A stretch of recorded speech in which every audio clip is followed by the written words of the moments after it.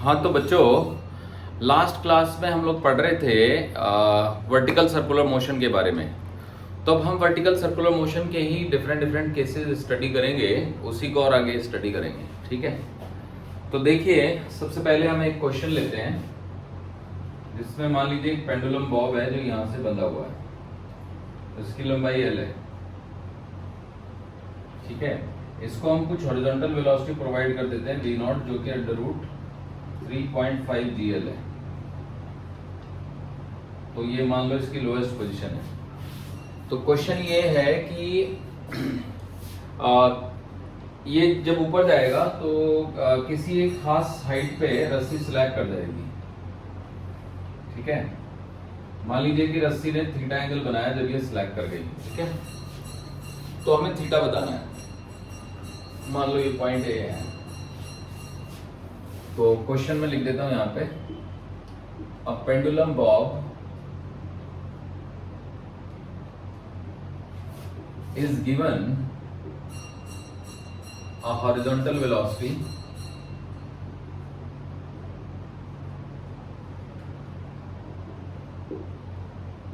v0 equals to √3.5 GL, where L is the length of the string.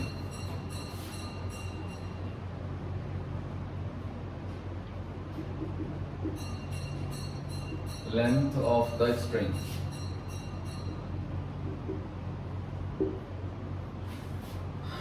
अब at a certain position A,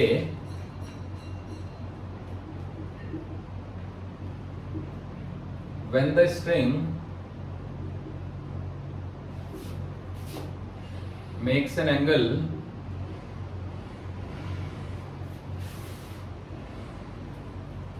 theta with vertical,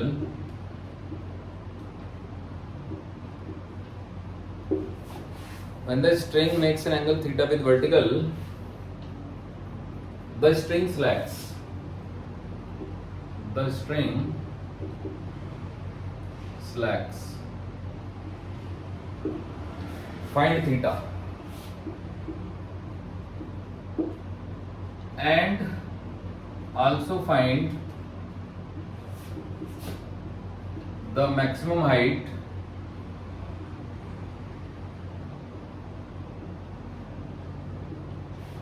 attained by the bob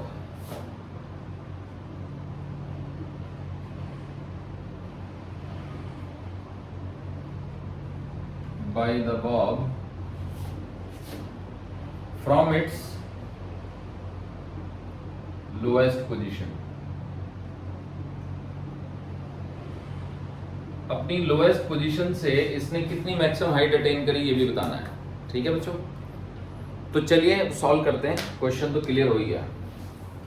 तो ये एक pendulum Bob है, इसको हमने यहाँ पे एक हॉरिजॉन्टल वेलोसिटी प्रोवाइड कर दी है √3.5 GL, where L is the length of the string. तो अब देखिए यहाँ से एक परपेंडिकुलर डाल देते हैं, ये पॉइंट C मान लेते हैं। तो यहाँ पे बॉब के पास कुछ वेलोसिटी होगी, तो सबसे पहला काम तो हमारा ये वेलोसिटी निकालने का है। फिर इस पे नीचे को mg भी लग रहा होगा, तो अगर ये एंगल थीटा है तो फिर ये भी थीटा हुआ। तो mg का एक कंपोनेंट आएगा इस तरफ जिसकी वैल्यू होगी mg cos थीटा। एक कंपोनेंट वैसे mg का इधर भी होगा जिसकी वैल्यू mg sin थीटा होगी, जो टेंजेंशियल एक्सेलरेशन प्रोड्यूस करेगा। ये तब तक है जब तक रस्सी स्लैक नहीं होती। तो इम्पोर्टेंट बात यही है कि रस्सी का स्लैक होना, और है ना, उसमें बहुत इंपॉर्टेंट पॉइंट है कहां पे रस्सी स्लैक होगी।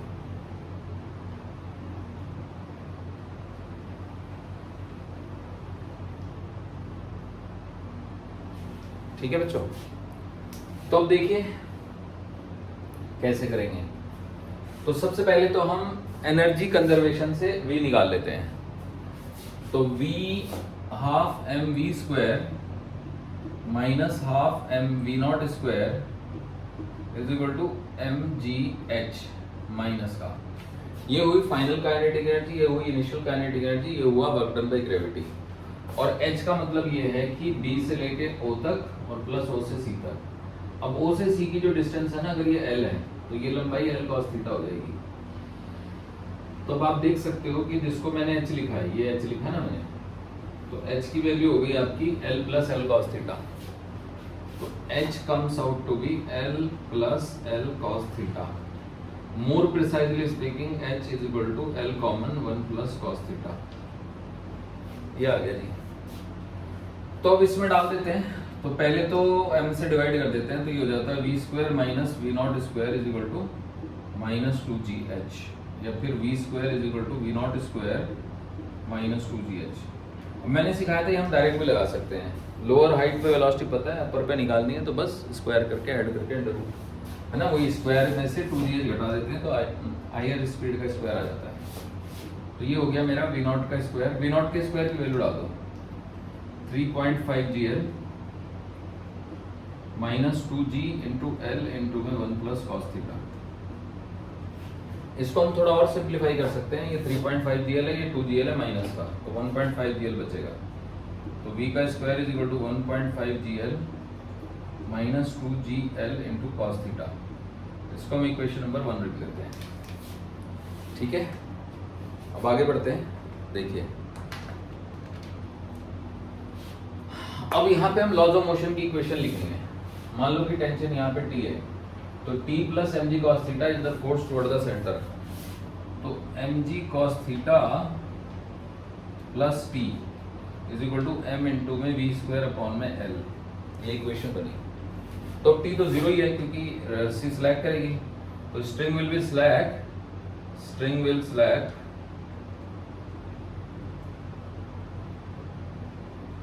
when t is 0। तो ये t को तो जीरो डालना पड़ेगा ना, रस्सी स्लैग कर रही है। तो ये हो जाएगा हमारा M G cos theta is equal to M V square by L, है ना। अब देखो m काट सकते हैं, तो यहाँ से वी स्क्वायर की वैल्यू हो जाएगी जी एल कॉस थीटा। इसको आप इक्वेशन नंबर 2 लिख सकते हो। ठीक है बच्चों, अब 1 भी है 2 भी है, तो फिर पूरा सॉल्व हो जाएगा। तो देखो मैं एक क्वेश्चन मिटा देता हूँ ताकि मुझे सॉल्व करने की जगह मिल जाए।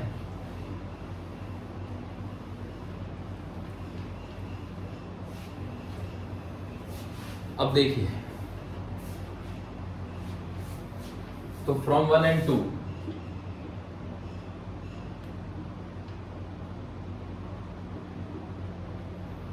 तो G L cos theta is equal to 1.5 G L minus 2 G L cos theta, ऐसे आ जाएगी।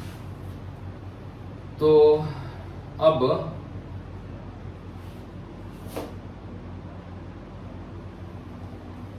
अभी हो गया 3 जी एल कॉस थीटा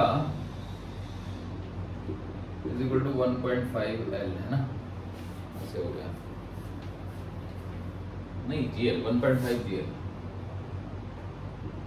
अब देखो जी एल से जी एल काट सकते हैं हम, और यहाँ से cos थीटा की वैल्यू आ जाती है 1.5/3 which can be written as 1/2। तो उससे थीटा की वैल्यू आ जाती है 60 डिग्री। तो एक तो हमने ये निकाल दिया कि रस्सी जो है वो वर्टिकल से थीटा एंगल पे होगी जब ये रस्सी स्लैग करेगी तब। ठीक है, और दूसरी चीज हम क्या निकाल सकते हैं? दूसरी चीज हम निकाल सकते हैं कि दूसरी चीज हमें जो निकालनी है वो ये निकालनी है कि मैक्सिमम हाइट कितनी पहुंचाएगी। अब क्योंकि यहाँ से जाने के बाद अब ये आपका प्रोजेक्टाइल मोशन की तरह से बिहेव करेगा और ऐसे जाएगा, समझ रहे हैं बच्चों? तो हम लिखेंगे आफ्टर दैट, है ना, after the string slack it moves as a projectile motion.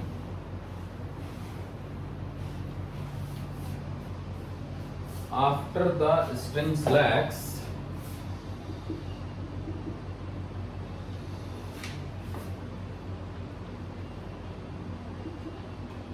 after the string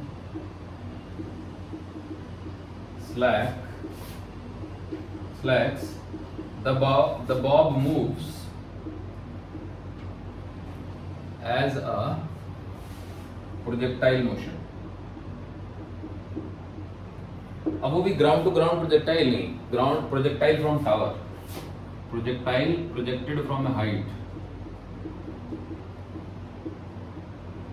certain height, है ना।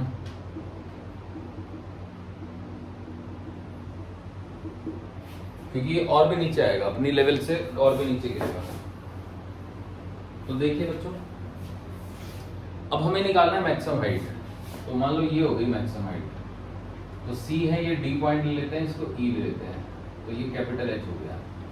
डी पॉइंट इस प्रोजेक्टाइल का मिड पॉइंट मान लो, है ना। तो एच निकालना है, तो उसके लिए हमें वी स्क्वायर तो चाहिए। तो वी स्क्वायर का फॉर्मूला था जी एल कॉस थीटा, तो G into L into cos 60। Cos 60 होता है 1/2, तो ये हो गया G into L by two. V square की value G L by two है। अब देखो, अगर ये एंगल थीटा है तो ये वाला भी थीटा है, तो 90 माइनस थीटा है, तो फिर ये थीटा है। समझ रहे हो बच्चों? तो क्योंकि वेलोसिटी जो होगी ना वो ओए जो रेडियस है उसके परपेंडिकुलर होगी, तो ये अच्छा, इसके अलावा ये हॉरिजॉन्टल लाइन है, ये वर्टिकल, तो ये थीटा है, तो 90 माइनस थीटा है, तो ये 90 है पूरा, तो ये थीटा हो गया।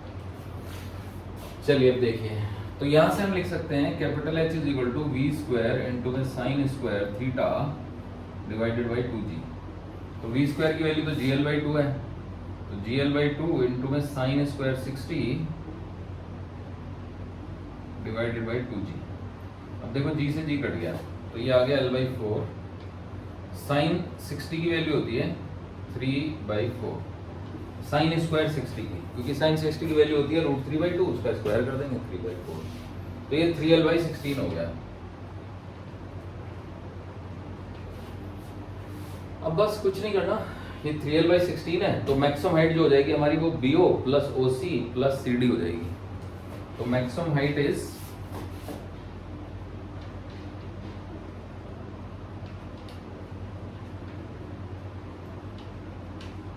BO plus OC plus CD plus DE।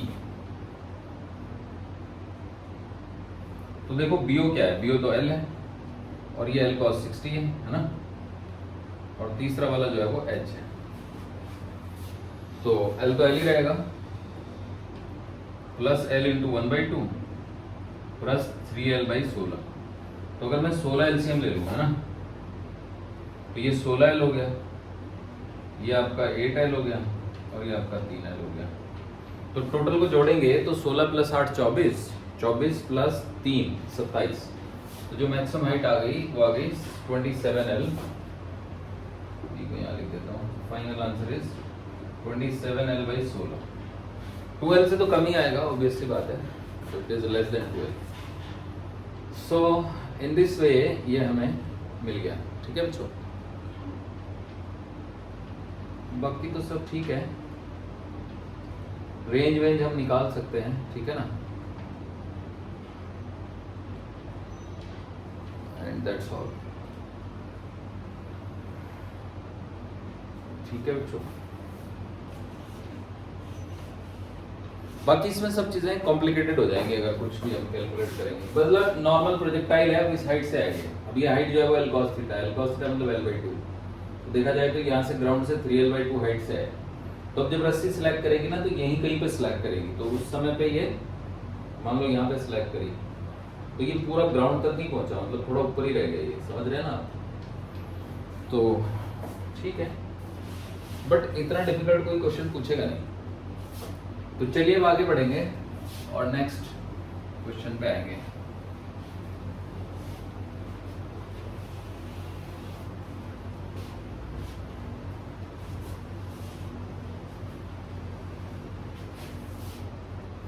अब जो नेक्स्ट क्वेश्चन है ना वो इससे मिलता जुलता ही है बच्चों, और वो ये है कि हमने इसको एक वेलोसिटी दी v0।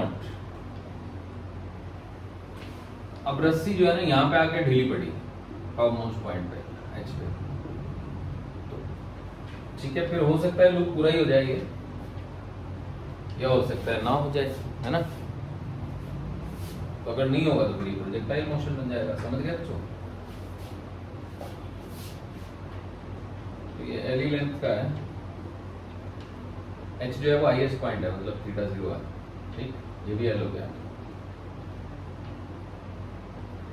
तो फाइंड, क्वेश्चन है find the value of v0 so that the string slack slacks at the highest point.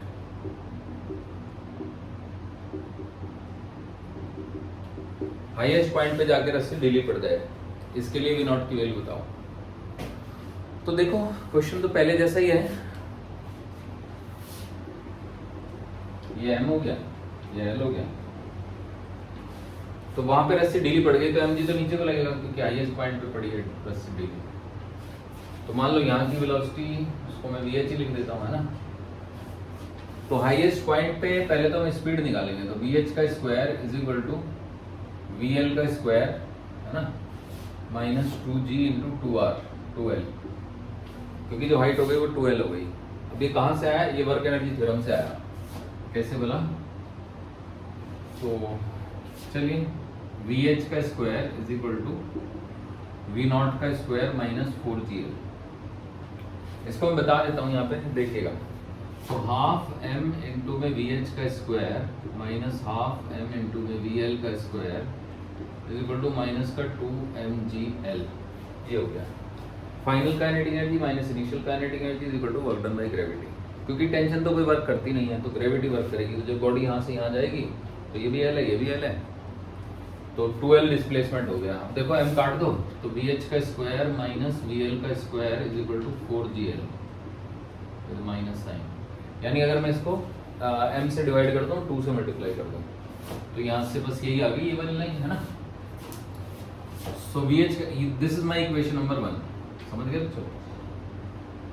ये डायरेक्ट शॉर्टकट मेथड है जो मैं बता चुका हूँ, ये हमारा वर्क एनर्जी थ्योरम है। मतलब इसके बाद तो ये इक्वेशन लिख ही सकते हैं ना। अब वही मान लो यहाँ पे टेंशन है टी एच, तो T H plus M G is equal to P H plus M G is equal to M into में वी एच का स्क्वायर बाई आर एल। अब रस्सी तो स्लैक तभी करेगी ना जब टी एच 0 हो। द स्ट्रिंग विल स्लैक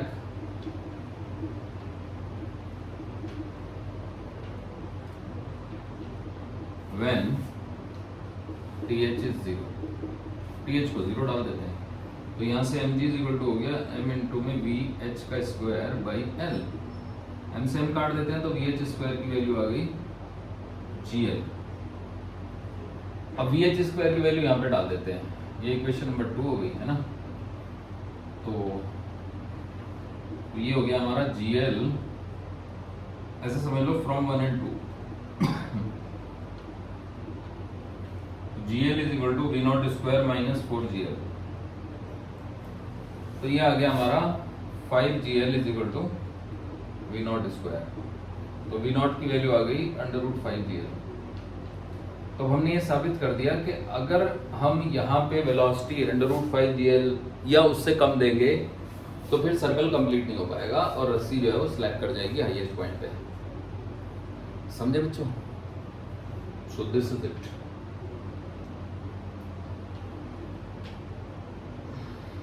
अब मान लीजिए कि रस्सी स्लैक कर गई, तो अब रस्सी दोबारा से टाइट होगी कहीं ना कहीं, तो कहाँ पे टाइट होगी ये भी पता लगा सकते हैं। थोड़ा मुश्किल होगा लेकिन पता तो लग ही जाएगा, ठीक है।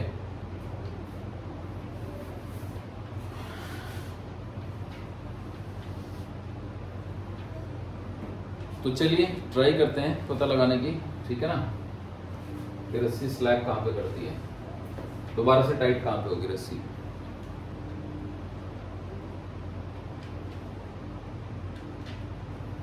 तो अब इसी को हम क्रिटिकल वेलोसिटी कहते हैं at lowest point. This is also known as critical velocity. Velocity at lowest point, है ना।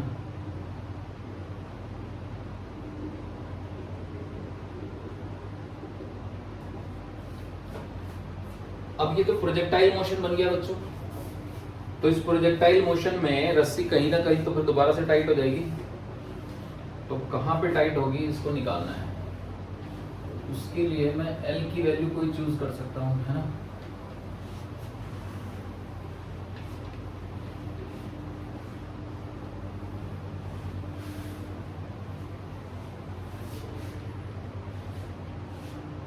G तो हमारा 10 है,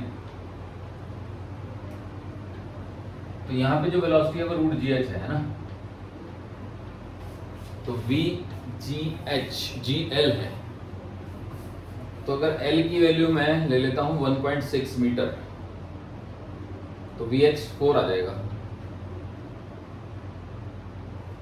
अगर मैं L को ले लेता हूँ 10, तो और आसान रहेगा, VH भी 10 आ जाएगा। तो मान लो कि L 10 है आसानी के लिए, ठीक है बच्चों। तो VH हो गया रूट जी एल, यानी कि G is 10 and L is also 10, so it is 10 metre पर सेकेंड। तो अब ये यहाँ से ऐसे आएगा, ऐसे जा रहा होगा, ये प्रोजेक्टाइल बन गया ना अब तो ये। So this will act as a projectile motion, है ना। प्रोजेक्टाइल जब जाते जाएगा तो कभी ना कभी तो रस्सी टाइट हो जाएगी ना यहाँ पे, क्योंकि प्रोजेक्टाइल को तो दूर ही जाना होता है एक्चुअली। दूर जाते जाते यहाँ पे रस्सी टाइट हो गई मान लो, और ये वो एंगल थीटा है जब रस्सी टाइट हो गई, तो मुझे थीटा निकालना है। तो ये था L, ये M, ये H और ये P, या फिर L, M, H O, कुछ भी रख दो, P रख लेते हैं। तो मान लो P पे रस्सी दोबारा से टाइट हो जाती है। Let the string becomes tight at P such that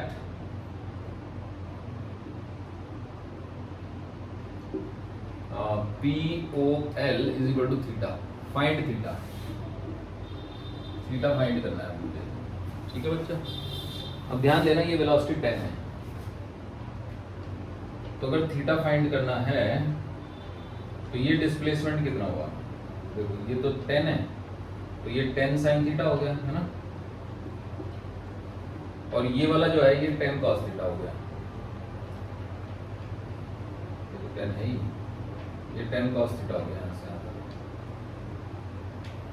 तो वर्टिकल डिस्प्लेस, अब ये भी 10 है, तो वर्टिकल डिस्प्लेसमेंट हो गया 10 + 10 cos थीटा, और हॉरिजॉन्टल हो गया ओनली 10। तो अब देखो 10 sin थीटा, तो वेलोसिटी भी 10 ही है, तो ये तो थीटा 1 ही आ जाएगा सीधा इससे।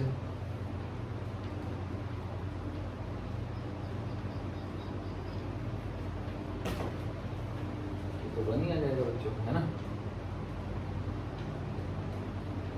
यहीं पे रस्सी टाइट हो जाएगी, थीटा 90 आ जाएगा, क्योंकि जैसे मैं लिखूंगा 10 sin theta is equal to 10 × t, तो उससे नहीं बनने आया, sin थीटा की वैल्यू t के बराबर आ गई।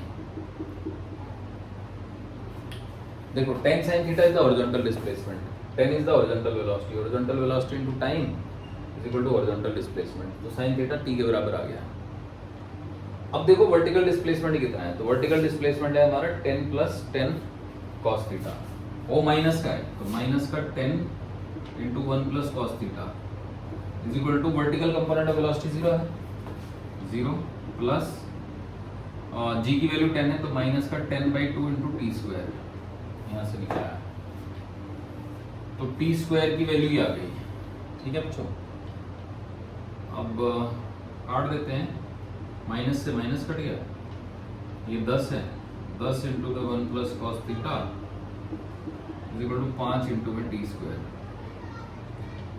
इसको sin थीटा डाल देते हैं, काट दो, चलो 2 हो गया, तो 2 + 2 cos theta is equal to sin² theta. sin² theta is 1 - cos² theta, तो 1 + 2 cos theta is equal to 1 - cos² theta. cos² theta को इधर ले आओ, सबको इधर ले आओ, तो cos² theta + 2 cos theta + 1 is equal to 0।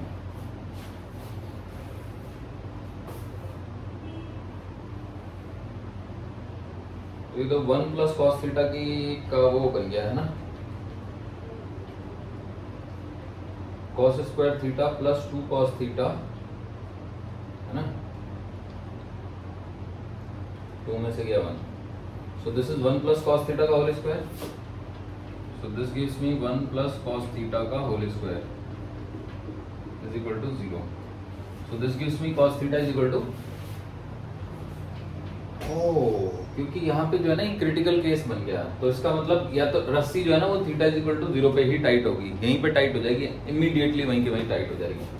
तो this gives me cos theta is equal to -1 and theta is equal to 180 degree.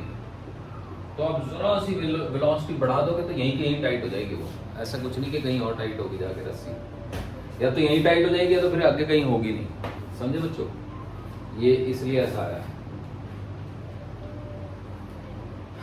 क्योंकि ये बिल्कुल क्रिटिकल वैल्यू है। जैसे ही वेलोसिटी इससे जरा सा एक्सीड कर जाएगी, यहीं पर रस्सी टाइट हो जाएगी, टाइट होने के बाद पूरा कंप्लीट करेगी सर्कल। तो ये जो है ना क्वेश्चन थोड़ा गड़बड़ा गया। गड़बड़ा से क्या गया, हमें खुद ही पता होना चाहिए था कि भाई रस्सी अगर लूज पड़ गई तो लूज पड़ने के बाद वो नीचे ही आएगी, यहीं पे टाइट हो जाएगी, ठीक है। अगर इसको मैं कम कर दूं वेलोसिटी को, मतलब 10 से कम, क्योंकि मैंने तो डाल दिया क्रिटिकल वैल्यू ना, तो इसलिए ये थीटा जो है 180 डिग्री आ गया। तो 180 डिग्री आने का मतलब बिल्कुल उसी लोकेशन पर रस्सी दोबारा से टाइट हो जाएगी अगर आपकी वेलोसिटी जरा सी ज्यादा हो तो। समझ गए बच्चों, दिस इज द थिंग। मतलब इतनी वेलोसिटी में जो √5 GL हमारी आई थी, तो वो जैसे ही रस्सी ढीली पड़ी वैसे ही इमीडिएटली टाइट हो जाएगी और लूप कंप्लीट हो जाएगा। लेकिन इससे ज्यादा में तो लूप कंप्लीट होगा ही होगा, बस ये है बात। तो चलिए आगे बढ़ते हैं और एक क्वेश्चन और दे देते हैं।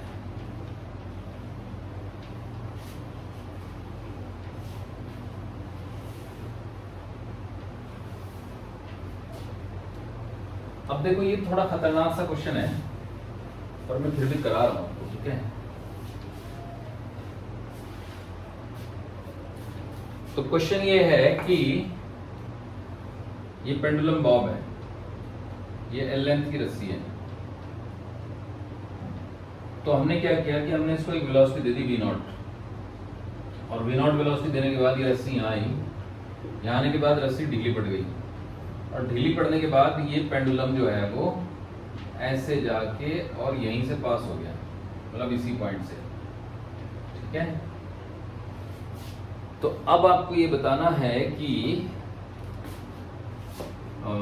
ये तो वर्टिकल एंगल बन गया थीटा, है ना। तो आपको V0 की वैल्यू बतानी है। इसको A लिख लेते हैं, ये O है ना, ये B है। तो क्वेश्चन है, a pendulum Bob is given a horizontal velocity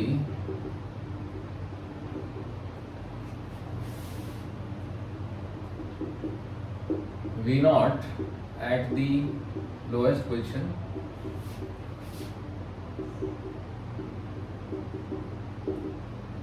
so that the string slacks at a point A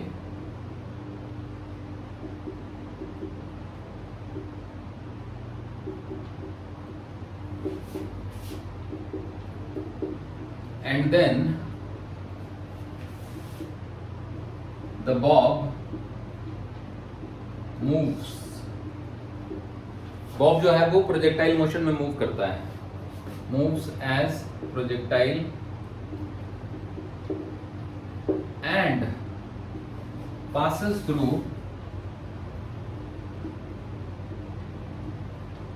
the point of pivot, है ना।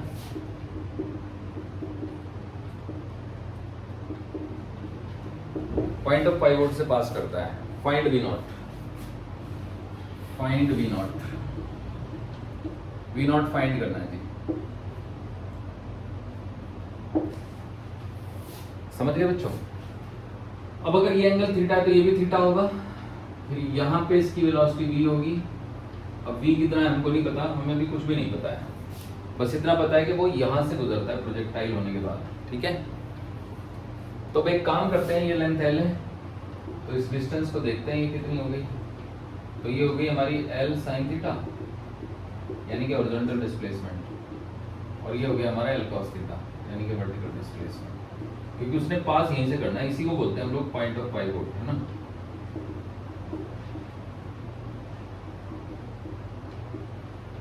पाइवोट वर्ड रॉड वॉड के लिए लगाते हैं, बट ये रॉड नहीं है, रस्सी है, तो कोई बात नहीं। तो देखो सॉल्व करते हैं। तो पहले तो हमें इसके हॉरिजॉन्टल मोशन की इक्वेशन लिखनी है। तो हॉरिजॉन्टल वेलोसिटी है v cos थीटा, तो v cos थीटा को अगर मैं टाइम से मल्टीप्लाई करूंगा तो l sin थीटा आएगा। सॉल्यूशन है v cos थीटा को जब आप टाइम से मल्टीप्लाई करोगे तो आएगा आपका l sin theta, equation number 1। ऐसे ही y डिस्प्लेसमेंट है l sin थीटा, वो भी माइनस का, तो v sin थीटा को आप मल्टीप्लाई करो t से और उसमें से g/2 into V T square और माइनस करो, तब आपको मिलेगा माइनस का l cos theta, equation number 2। ये हो गया uy into T minus half of ay into T square is equal to net displacement along y axis. अब एक काम कर सकते हैं कि असल में हमें t को एलिमिनेट करना पड़ेगा, तो एक काम करते हैं कि यहाँ से t की वैल्यू निकाल के यहाँ रखते हैं, या फिर इन दोनों इक्वेशनों को डिवाइड करते हैं, ठीक है ना, डिवाइड ही कर देते हैं। चलो डिवाइड ही कर देते हैं, तो डिवाइड करेंगे तो ये हो जाएगा आपका v cos theta divide by v sin theta minus gt/2 is equal to l तो कट गया माइनस tan थीटा, ऐसे हो गया, डिवाइड कर दिया हमने इसको। हालांकि t पूरी तरीके से एलिमिनेट नहीं होगा क्योंकि एक t तो यहाँ भी है, एक t यहाँ भी है, एक t ये स्क्वायर है यहाँ, तो एक t कट जाएगा, अभी एक t तो बचा ही रहेगा, तो इसको उधर ले जाते हैं, है ना। तो देखो v cos theta is equal to tan theta multiply में जाएगा माइनस हो जाएगा, तो gt/2 into tan theta plus minus, हाँ प्लस नहीं माइनस v इंटू में sine theta into tan theta. अब ये तो इसके साथ आ सकता है ना, v sine theta tan theta, तो ले आओ इसके साथ। तो अगर मैं इसके साथ ले आता हूं तो ये हो गया v, चलो क्वेश्चन मिटा देता हूं, है ना।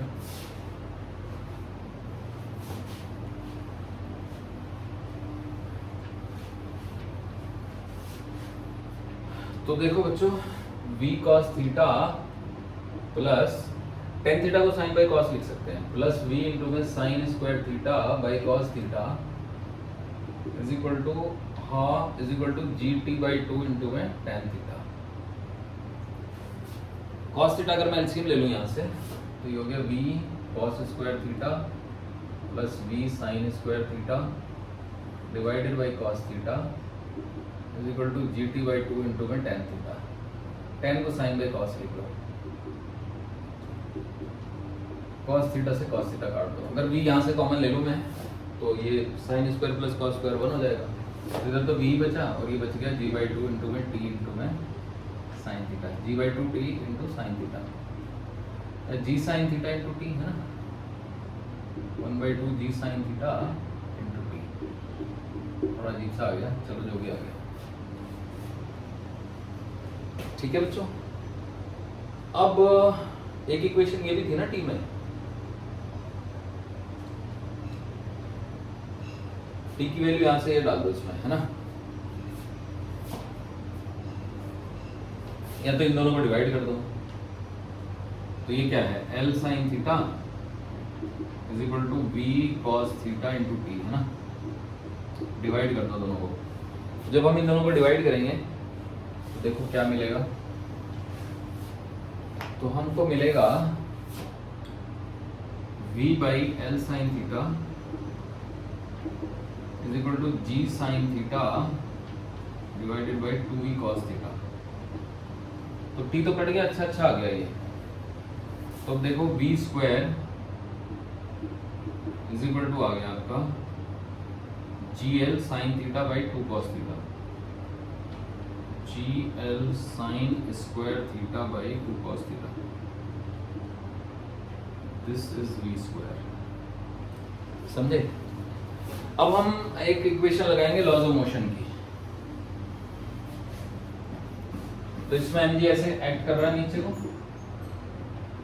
और ये हो गया आपका ये एंगल थीटा है तो ये भी थीटा हुआ, तो ये वाला फोर्स हुआ mg sin theta, mg cos theta.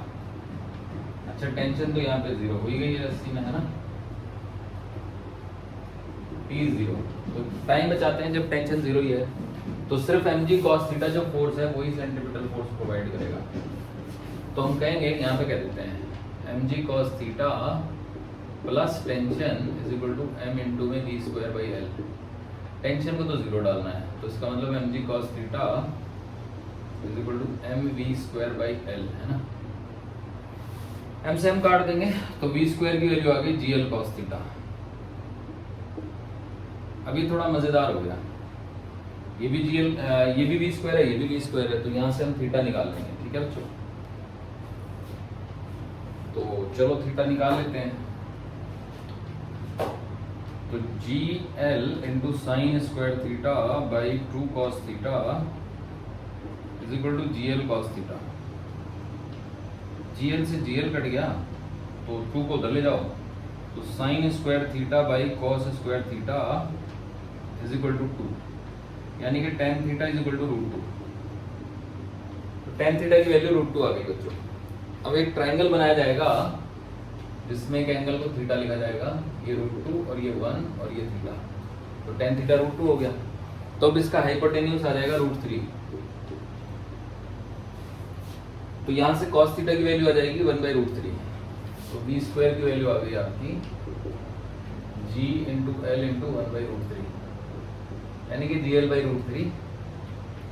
मजेदार बात यह है कि v स्क्वायर की वैल्यू में √3 आ रहा है। चलो कोई बात नहीं, v square is equal to gl/√3। gl/3 नहीं है बल्कि gl/√3 है। अब हम एनर्जी कंजर्वेशन लगा के अपना v नॉट स्क्वायर निकाल लेंगे। तो देखो हमारा v नॉट स्क्वायर क्या होता है, तो v square is equal to होता है v not square minus 2gh, और h की वैल्यू हो जाएगी l plus L cos theta. तो v नॉट स्क्वायर की वैल्यू हो गई v स्क्वायर प्लस 2gh, तो 2g into L into 1 plus cos theta. तो वैल्यू थोड़ी अजीब अजीब सी आएंगी। v स्क्वायर की वैल्यू gl cos थीटा है, तो क्या बन गया, v not square is equal to आ गया आपका 2gl plus 3gl cos theta, है ना। क्या आ गया cos थीटा तो 1/√3 है, तो डाल दो √3। तो final answer comes out to be, ये मैं हटा रहा हूं,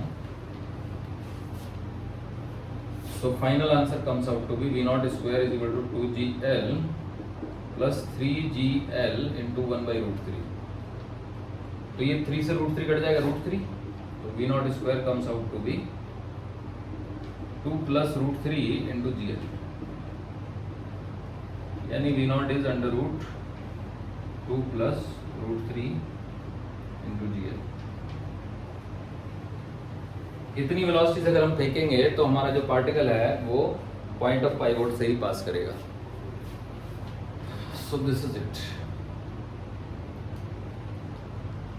ठीक है बच्चों, अब रस्सी कब टाइट होगी ये कैलकुलेट करना तो थोड़ा डिफिकल्ट काम हो जाएगा। तो होपफुली आप लोग समझ गए। अब तो इस तरह के क्वेश्चन आपको अटकेंगे नहीं। ठीक है, चलिए आगे बढ़ते हैं।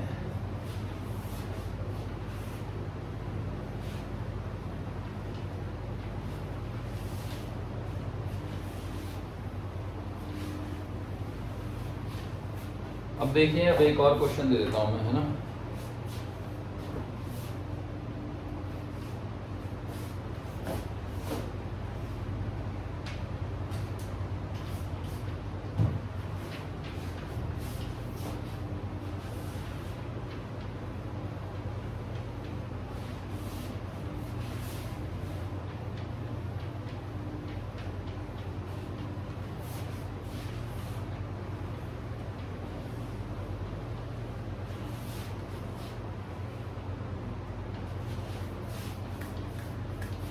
नेक्स्ट क्वेश्चन ये है कि ये हमारे पास एक फिक्स्ड हेमिस्फीयर है।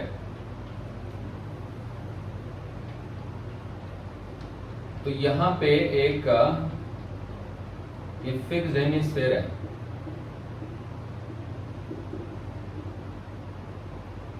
इसकी रेडियस r है, ऑफ रेडियस r, है ना।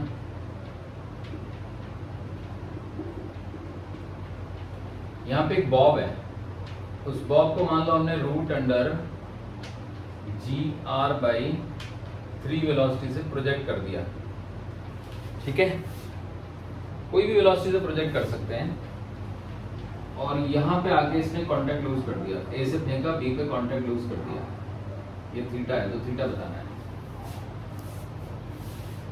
तो अ स्मॉल स्फीयर, ज्यादा अच्छा होता है, हम इसको पार्टिकल बोलते हैं, is projected horizontally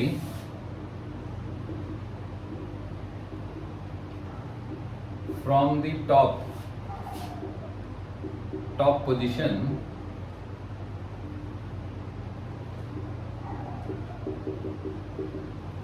of a hemisphere, of a fixed hemisphere.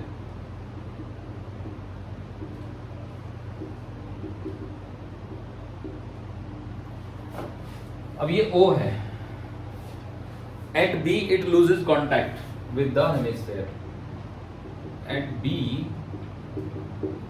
small a कर दो, it loses contact with hemisphere, है ना, such that AOB, angle AOB is equal to theta. Find theta, theta find करना है। अब यहाँ पे ये मैंने वेलोसिटी रूट gr/3 दी है, ये कुछ भी हो सकती थी, 0 भी हो सकती थी इवन, है ना, तो मैं बता दूंगा आपको कि कैसे करते हैं। तो अब देखो, सबसे पहले हम b की वेलोसिटी निकालेंगे। ये जो हाइट है ये r है, तो ये वाली हाइट r cos थीटा हुई, पूरी तो ये r है ही, तो ये जो h है, h निकल जाएगा, h की वैल्यू कितनी आएगी, h की वैल्यू आएगी r minus r cos theta, h की वैल्यू आएगी r common 1 minus cos theta. अब क्योंकि बात वही है, जब सर्कुलर पाथ में चलता है तो नॉर्मल रिएक्शन का वर्क 0 होता है या टेंशन का वर्क 0 होता है, तो हम v स्क्वायर को सीधा लिख सकते हैं u square plus 2gh, h जो है वो हाइट हो गई, और u जो है वो अंडर रूट gr है, तो gr/3 plus 2g into r into 1 minus cos theta, ऐसे हो जाएगी।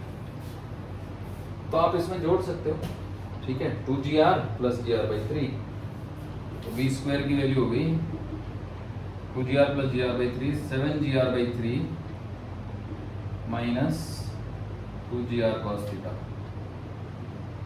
ये आ गया जी v स्क्वायर। अब आप लॉज ऑफ मोशन की इक्वेशन लगाएंगे यहाँ पे, तो ये नीचे को mg है, ये हो गया mg cos थीटा। तो याद रखो, रस्सी ढीली पड़ रही हो या फिर बॉडी कांटेक्ट लूज कर रही हो, तो रस्सी ढीली पड़ने में टेंशन को 0 रखना होगा, और कांटेक्ट लूज करने में नॉर्मल रिएक्शन को 0 रखना होगा। तो वैसे तो जनरल इक्वेशन ये बनती है भैया, नॉर्मल रिएक्शन यहाँ तो ऊपर को लगेगी, वैसे तो इक्वेशन ये बनती है mg cos theta minus n is equal to mv square by r, but n को 0 लेना है आपको कांटेक्ट लूज के लिए। Contact will be lost when n is 0, contact is lost when n is equal to 0। जैसे हम n को 0 डालेंगे तो ये mg cos theta is equal to mv square by r आएगा, m से m काट दो तो यहाँ से v स्क्वायर की वैल्यू आ जाएगी gr cos थीटा, इसमें डाल देंगे। तो अब देखो, ये मान लो इक्वेशन नंबर 1 है, ये इक्वेशन नंबर 2 है, तो फ्रॉम 1 and 2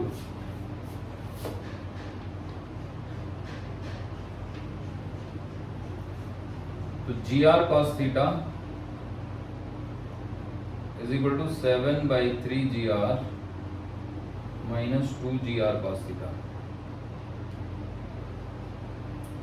तो ये इधर आके 3gr cos थीटा हो जाएगा। So this gives me 3gr cos theta is equal to 7/3gr, gr से gr काट देंगे तो यहाँ से cos थीटा की वैल्यू आ जाएगी 7/9। और बस थीटा की वैल्यू आ जाएगी cos inverse 7/9। So theta comes out to be cos inverse 7/9। समझे बच्चों? ऐसे आ जाएगा। अब इसको अगर मुझे जनरल आंसर बनाना हो, मान लो मैं यहाँ पे u स्क्वायर दे दूं, u दे दूं वेलोसिटी है ना, u, तो फिर क्या करेंगे, फिर इसको u स्क्वायर ही रहने देंगे और ये हमारा u स्क्वायर प्लस 2gr हो जाएगा है ना, u स्क्वायर प्लस 2gr। अब ये 7/3gr है ना, ये u स्क्वायर प्लस 2gr हो गया। और जो फाइनल आंसर आएगा वो होगा, देखिए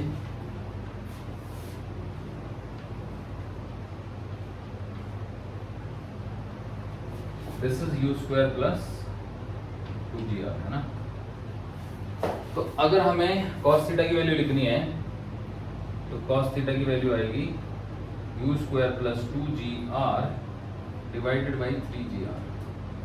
ये जनरल आंसर बनेगा बच्चों। अब अगर आप चाहो कि यहीं के यहीं कांटेक्ट लूज हो जाए, मतलब ए पे, तो थीटा 0 हो जाना चाहिए। तो cos थीटा को अगर मैं 0 रख दूं तो ये 1 हो जाएगा।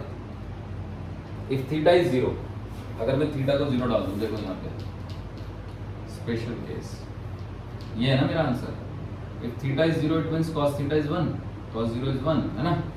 तो इसका मतलब u square plus 2gr is equal to 3gr। तो u is equal to √gr। तो ये तो वही है ना वेलोसिटी हाईएस्ट पॉइंट की, जो वर्टिकल सर्कुलर मोशन में हमने किया था कि अगर हाईएस्ट पॉइंट पे वेलोसिटी √gr हो तो कांटेक्ट वहीं के वहीं लूज हो जाएगा। ठीक है बच्चों?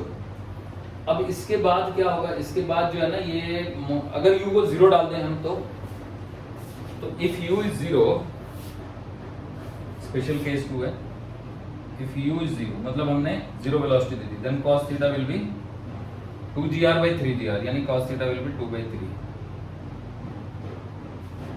थीटा तो 90 किसी हाल में भी नहीं हो सकता, क्योंकि आप नेगेटिव वेलोसिटी से थोड़ा ही जा सकते हो। कम से कम आप u को 0 ले सकते हो, ज्यादा से ज्यादा आप gr ले सकते हो। तो जिस भी वेलोसिटी से आप फेंकोगे उसकी जो u की रेंज है ना, वो 0 से और √gr के बीच ले सकते हो। अगर आपने 0 लिया तो कांटेक्ट जो है वो cos theta is equal to 2/3 पे टूटेगा। अगर आपने gr लिया तो यही कांटेक्ट टूट जाएगा, वहीं उसी इंस्टेंट। ठीक है बच्चों? तो ये भी आपको समझ आ गया होगा। चलिए अब एक और क्वेश्चन करते हैं, ठीक है?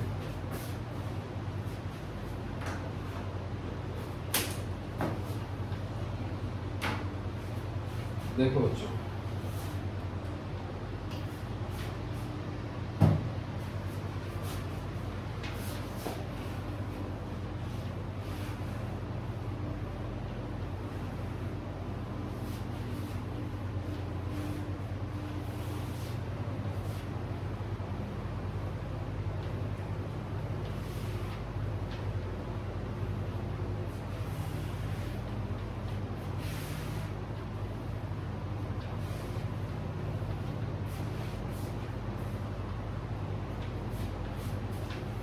देखिए आगे बढ़ते हैं अब हम। तो अब एक क्वेश्चन है, ये एक रस्सी है और ये यहां से बंधी है, पॉइंट ऑफ पाइवोट। यहां पे कील है, नेल, ये बॉब है। तो बॉब ऐसे आता है, तो जब बॉब ऐसे आया तो रस्सी ऐसे हो गई। उसके बाद रस्सी कील पे अटक गई। कील पे अटकने के बाद रस्सी ऐसे हो जाएगी, फिर ऐसे हो जाएगी, फिर ऐसे हो जाएगी, फिर ऐसे हो जाएगी, फिर ऐसे हो जाएगी, फिर ऐसे हो जाएगी, और फिर ऐसे हो जाएगी, फिर ऐसे हो जाएगी। मतलब ये जो है वो अब ऐसे घूम के अपना सर्कल पूरा करेगी। समझ रहे हो बच्चों? तो क्वेश्चन यही है कि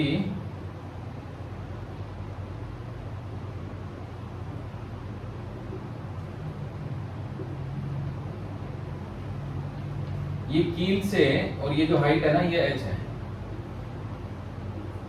पॉइंट ऑफ पाइवोट की। तो h की मिनिमम वैल्यू बताओ ताकि जो रस्सी है वो अपना सर्कल पूरा कर सके।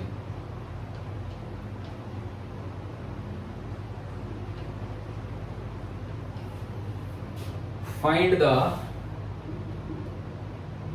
Minimum value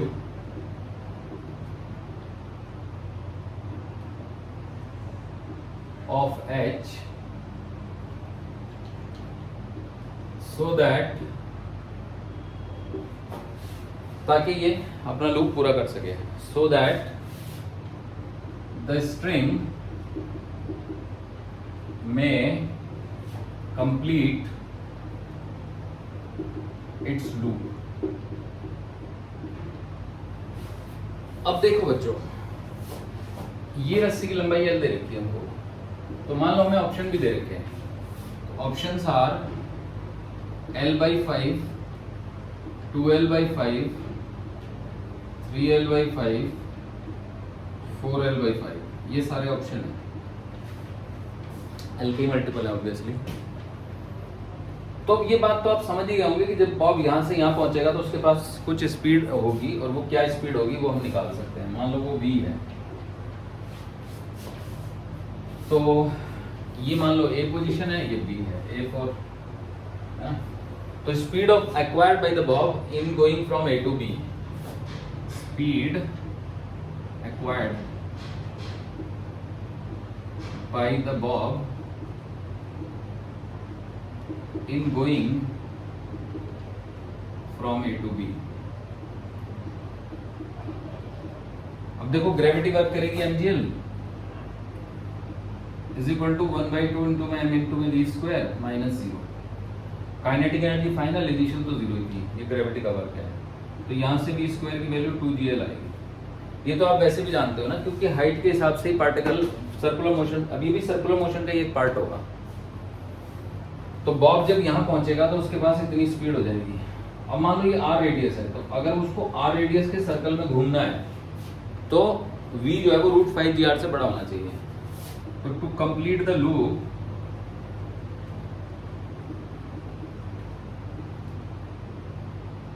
v should be greater than √5gr, है ना।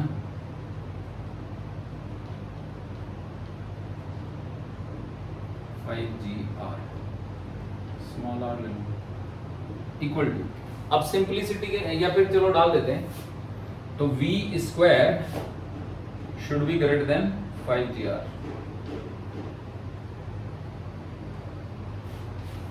v square should be greater then 5gr। तो v स्क्वायर की वैल्यू तो 2gl है, और r की वैल्यू क्या है? तो देखो यहाँ से यहाँ तक की लंबाई h है और ये पूरी l है, तो ये यहाँ से यहाँ तक तो l हो जाएगी ना, ये वाली लंबाई, दिस विल बी l।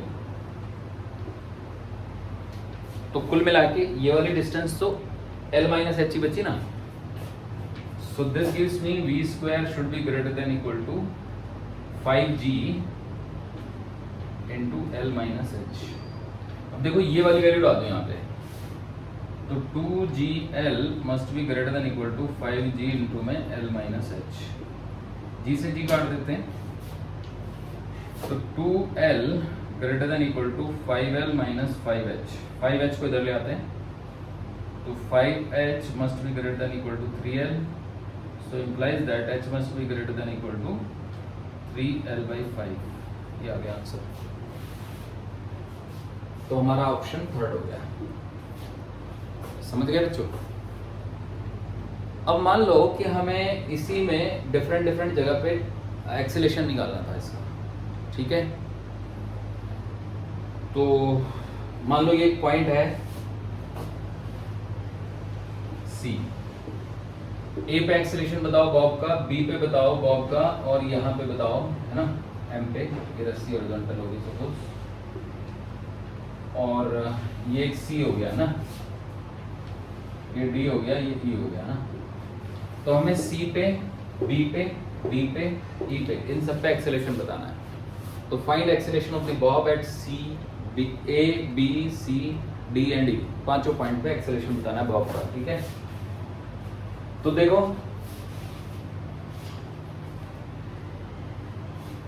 मतलब ये मानते हुए कि लूप पूरा हो रहा है, ठीक है।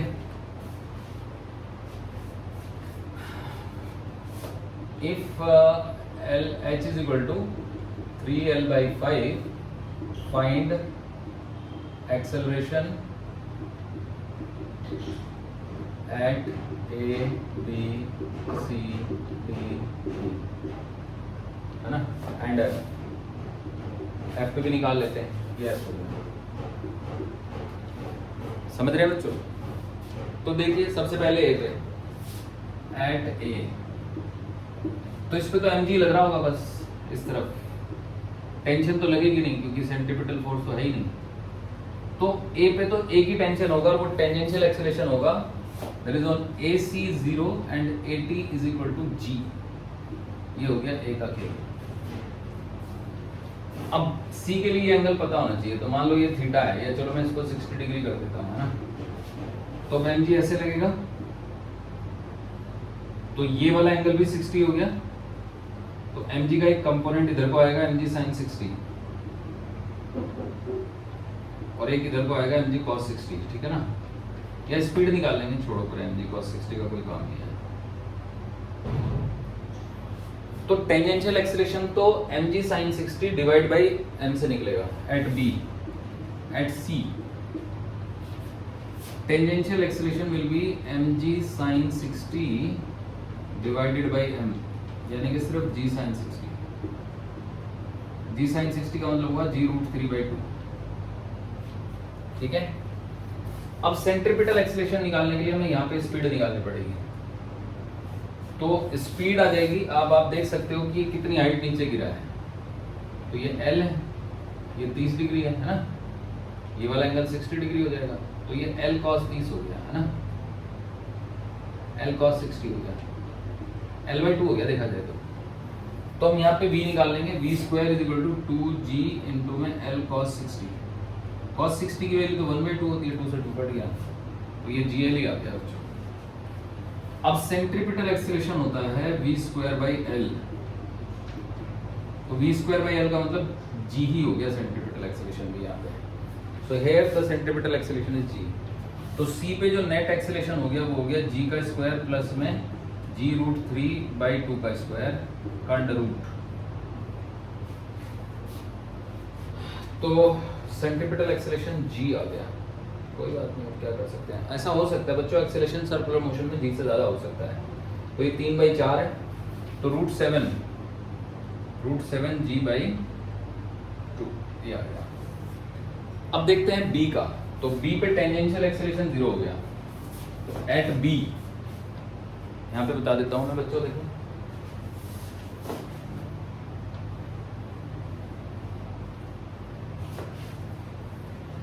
B पे at B tangential acceleration will be 0। क्यों 0 होगा आप समझ सकते हो, क्योंकि यहाँ पे mg तो सीधा ही लग गया ना नीचे को, तो mg का कोई भी कंपोनेंट टेंजेंट के लॉन्ग है ही नहीं, तो mg का तो कंपोनेंट टेंजेंशियल एक्सेलरेशन प्रोड्यूस करता। अब vb का स्क्वायर हो गया, vb तो हम निकाल चुके हैं √2gl, याद है, vb ही तो v था ना, अरे भैया vb ही तो v था, √2gl अभी तो निकाला था। तो हम सेंट्रीपिटल एक्सेलरेशन निकाल लेंगे 2gl यानी v²/L यानी कि 2g, तो एट b नेट एक्सेलरेशन भी 2g ही हो जाएगा, तो b पे इसका नेट एक्सेलरेशन 2g है। अब देखो d निकालने के लिए फिर से हमें ये एंगल चाहिए, तो मान लो ये एंगल 60 डिग्री है, तो अब आप कहोगे सर अगर 60 डिग्री है तो जितना d का है उतना ही आपका इसका भी हो जाएगा, क्या बोलते हैं, c का। द आंसर इज नो, बदल जाएगा क्योंकि रेडियस ही बदल गई उसकी, समझे ना बच्चों।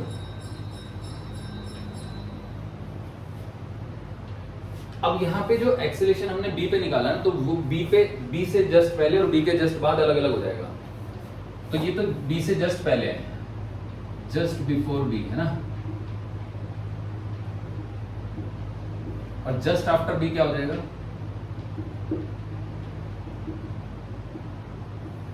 जैसे ही b से आगे निकलेंगे तो रेडियस तो r रह जाएगी ना बच्चों, तो फिर सेंट्रीपिटल एक्सेलरेशन हो जाएगा आपका 2gl डिवाइडेड बाई r।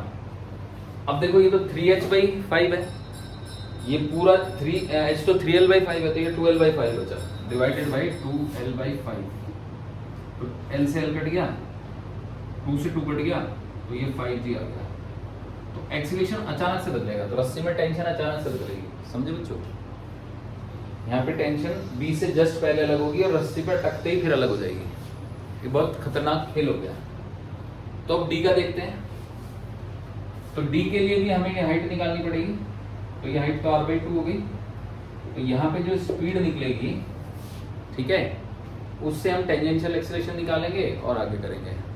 तो ये मैं कराता हूँ आपको नेक्स्ट क्लास में, या तो आप ये खुद ट्राई कीजिएगा, क्योंकि अब बी से जस्ट बी के बाद जो है ना रेडियस ही बदल गई, स्मॉल r हो गई रेडियस, और वो 12/5 है, तो इसलिए सारे आंसर बदल जाएंगे। ओके, तो मुझे लगता है आप लोग समझ गए। चलिए।